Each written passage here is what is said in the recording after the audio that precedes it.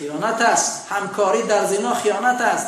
من از بعضی برادرهای تاکسیران میشنوم که از قصهشان که تاکسی های میکنن، تاکسی میرانن، فاحشه ها رو میکشن از این طرف به اون طرف ساعت 12 شب. آیا فاحشه کشی هم هنر است؟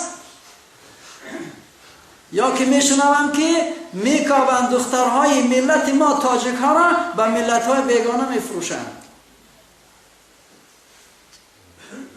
این خدمت ملت است، این خدمت جامعه است. آفرین به تو، آفرین به این ناموس، آفرین به این پستردنیکی. بهترین حلالترین پول دنیا جمع کردی، ماشاءالله. اکنون این پول فرزندای تو را موفق میسازه، اکنون زن تو را اطاعت میکنه.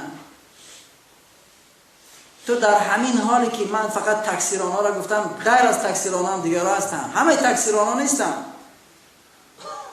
تو در همین حالی که این مسلمان، این زن مسلمان را برای مرد بیگانه اجنبی خارج از مملکت میبری، زود بیا با زنت کسی دیگر خواب است. تیز بیا، تیزتر بیا، در کنار همسرت یک نفر خواب است.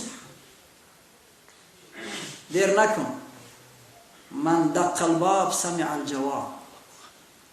ایمان دارد، خدا را میشناسه، جنازش میکنی، پس چرا این کار را میکنه؟ سوال، چون این ایمان او ربطی به عمل نداره، او موفق نیست.